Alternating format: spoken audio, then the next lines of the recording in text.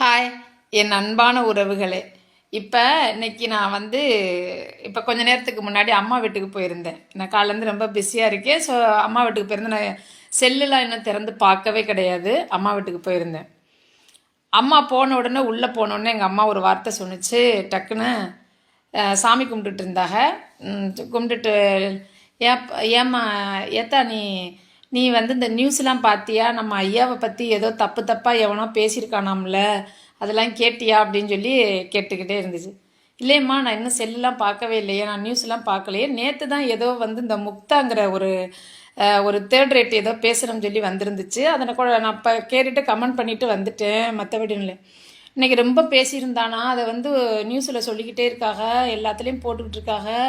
இப்படிலாம் பேசியிருக்காங்களே அப்படின்னு சொல்லிட்டு எங்கள் அம்மா அதை கவலையாகவே சொல்லிட்டு இருந்துச்சு.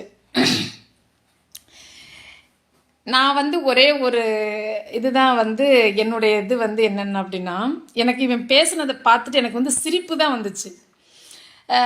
இவன் சொல்கிறது மாதிரிக்கு எங்களுக்கு நாடார் சமுதாயத்துக்கு காமராஜர் ஐயா செஞ்சுட்டு போனேன், நிறையா எங்களுக்கு அள்ளி கொடுத்துட்டு போனேன்னு சொல்லிட்டீல்ல. நான் ஒரே ஒரு உதாரணம் மட்டும் சொல்கிறேன். நான் படித்தது ஒரு கிறிஸ்டின்ஸ் கான்வென்ட்டில் தான் படித்தேன்.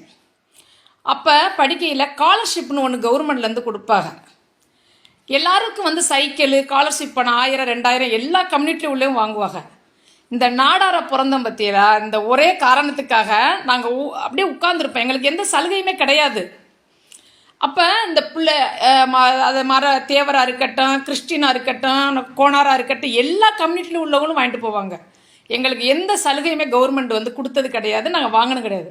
அப்போ நாங்களே நாங்கள் போய் எங்கள் ஹெட்மாஸ்டர்கிட்ட போய் கேட்டிருக்கோம், ஏன் டீச்சர் எங்களுக்கு மட்டும் கொடுக்கல ஸ்காலர்ஷிப் பணம், மற்றவங்களுக்கு எல்லாருக்கும் கொடுக்குறீங்க, எங்களுக்கெல்லாம் சைக்கிள் கிடையாது, அதுக்கெல்லாம் ஓட்டிகிட்டு போயில எங்களுக்கு ஆசை இருக்கணும், உங்களுக்கு அந்த மாதிரி சலுகைகள் கொடுக்கப்படலாமா அப்படின்னு. உங்கள் ஐயா கர்ம வீரர் காமராஜர் அரசியல் சாசனத்திலே எழுதி வச்சிருக்காரு, என் கம்யூனிட்டியில் உள்ளவர்களுக்கு எந்தவித சலுகையும் கவர்மெண்டால் கொடுக்கப்படக்கூடாது அப்படின்னு சொல்லி எழுதியிருக்கிறதா உங்களுக்கு அதனால எந்த இதுக்குமே கிடையாது, மறுக்கப்பட்டிருக்குது அப்படின்னு சொல்லி சொன்னாங்க. இதில் என்ன ஒரு விஷயம்னா, நாங்கள் தராசு பிடிச்சி பனை ஏறி கல் இறக்கி பதனி இறக்கி கருப்பட்டி காய்ச்சி இந்த மாதிரி வாழ்க்கையில் நாங்கள் உழைச்சி தான் வாழ்க்கையில் முன்னேறணும் தான் எங்கள் ஐயா எங்களுக்கு உழைப்பை மட்டும்தான் சொல்லி கொடுத்துருவாங்க. எங்களுக்காக எதுக்குமே செய்யலை. பிச்சை நாய முக்தா நாய, அதை நீ முதல்ல புரிஞ்சுக்கோ. ஒரு ஸ்காலர்ஷிப்பு கூட அடிப்படை பேசிக்கில் கை நீட்டி வாங்காத கம்யூனிட்டினா அது இந்த நாடார் கம்யூனிட்டி தான். ஓகேவா? அது ஒரு பக்கம் இருந்துட்டு போகுது.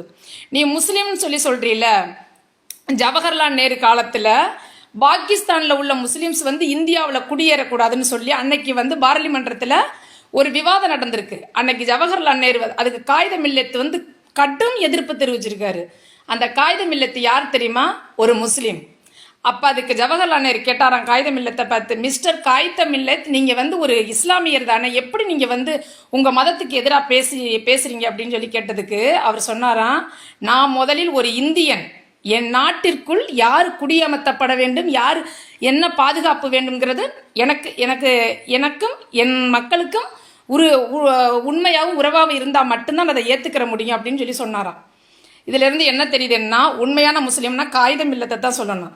நீ முஸ்லீம்ங்கிற போர்வையில் கண்டவன்ட்டை பணத்தை வாங்கிக்கிட்டு யாரை பேசணும் யாரை பேசக்கூடாது அப்படி விஜய் மாநாட்டில் மதுரையில் நடக்குது. அந்த மாநாட்டுக்குள்ளே நீ போய் தண்ணி இல்லை, செருப்பு இல்லை, செங்கல் இல்லைன்னு சொல்லிட்டு வெகு பார்த்த விஜய் தொண்டர்கள் ஃபுல்லாக உன்னை செருப்பால் அடித்து வெளியில் விரட்டிலையா? அந்த வீடியோ நாங்கள் எல்லாருமே பார்த்தோம்.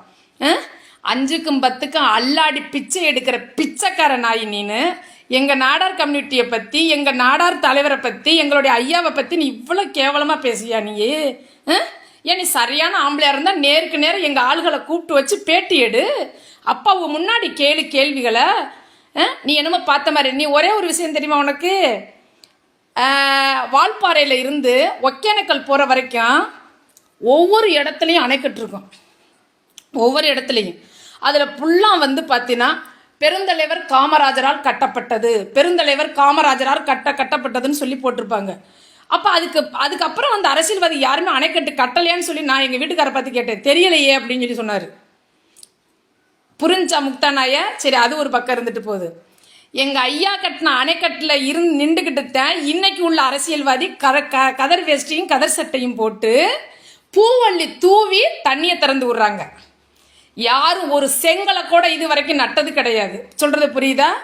காமராஜரை பத்தி பேசுற தகுதி ஈரேழு லோகத்தை படைச்ச ஈசனை தவிர வேற யாருக்குமே கிடையாது. அந்த தகுதி எங்க ஐயா வந்து சாமிக்கு சமம். இன்னொரு தடவை இந்த மாதிரி நான் வந்து சொற்ப பணத்தை, அந்த பணம் என்ன கேள்நாய, நாங்களே பிச்சை போடுறோம். எவ்வளோ பேருக்கு உழைச்சி சாப்பாடு போடுறோம். என்ன அதுக்காக வந்து உனக்கு நீனு கேட்டால் உனக்கு தந்துட்டு போகிறோம். காசு வேணா கேள்நாய. அதுக்காக வந்து ஒரு கடவுளுக்கு சமமான மனிதரை போய் பேசாத. என்ன கர்ப்பிணி பெண்களை கழுத்து நெரிச்சு கொள்றதும் இது கள்ளச்சாராயத்தில் தாலி வைக்கிறவங்க வாழ்கிற அரசியல்வாதி தான் இன்னைக்கு இருக்கிறவங்க. எங்கள் ஐயாலோட வந்து தயவு செய்து வந்து யாரையும் ஒப்பிட்டு பேசிடாத. ஒரு மூச்சு காத்துல கூட அந்த மாதிரி துரோகமாக நினச்சி பேசிடாத. ஏன்னா எல்லாரும் வந்து பொறுத்து போவோம் அப்படின்னு நினச்சிட்டாங்க. நாங்கள் உழைக்கிற ஜாதி தான், நாங்கள் உழைச்சி வாழ்க்கணும். எங்கள் எந்த வம்பு தும்புக்கும் போக மாட்டான். அதே நேரத்தில் வந்த சண்டை அதையும் யாரும் விடவும் மாட்டோம். சொல்கிறது புரியுதா? இதோட உன்னுடைய பேச்சையும் உன்னுடைய மாமாவிலையும் உன்னோட நிப்பாட்டிக்கோ. உனக்கெல்லாம் நான் பதில் சொல்லணுங்கிற அவசியம், நாங்கள் பதில் சொல்லணுங்கிற அவசியமும் எங்களுக்கு கிடையாது. இன்னொரு விஷயம், பிரதமர் நரேந்திர மோடியை கூட நான் இதுக்கு குறை சொல்லுவேன். ஏன் அப்படின்னா, நம்ம காஷ்மீர் எல்லையில் வந்து பாகிஸ்தான் தீவிரவாதி உள்ள நுழையக்கூடாது தானே அவளை பாதுகாப்பு போட்டிருக்காருல்ல. அப்போ பாதுகாப்பு சரியில்லைன்னு தானே சொல்லுவேன். நீ தீவிரவாதி தானே, உன்னை எப்படி உள்ள விட்டாரு? நீ உண்மையால இந்திய பற்று உள்ளவன், இந்திய ஒரு தமிழனா இருந்தா ஒரு பெருந்தலைவரை பத்தி ஒரு அரசியல் ஒரு அரசியல் ஒரு மாமேதை அப்பேற்பட்ட ஒரு பெரிய மனுஷனை பத்தி நீ இவ்வளவு கீழ்த்தரமா பேசுவியா? அப்ப எங்க வந்து தப்பு நடந்திருக்கு? எல்லையில இருந்து நீ ஊடுருவி வந்திருக்க. பாகிஸ்தான்ல இருந்து நீ வந்து தமிழ்நாட்டுக்குள்ள வந்து இருக்கிற ஒரு முஸ்லீமே கிடையாது. நீ பாகிஸ்தான்ல இருந்து வந்து ஒரு தீவிரவாதி. அதனாலதான் ஒரு தமிழ் தலைவரை பத்தி இவ்வளவு கீழ்த்தரமா கேவலமா பேசி இருந்திருக்க. இன்னொரு தடவை பேசிடாத. சொல்றது புரியுதா? அந்த பேட்டியை வந்து முழுசாவே பார்க்க முடியல. நீ பேசின வார்த்தைகள் அருவருப்பாவும் அசிங்கமாவும் இருக்கு. ஒரு ஒரு ஸ்காலர்ஷிப் கூட வாங்காம இருக்கிற எங்களை பார்த்துட்டு எங்களுக்கு எல்லாமே அள்ளி கொடுத்தேன்னு சொன்னியடா. அள்ளி கொடுத்துட்டு போனவராடா வந்து தன் தாய்க்கு வந்து ஈமச்சடங்கு செய்யறதுக்கு ஒரு 50 ரூபா காசு இல்லாம நின்றுப்பாரு.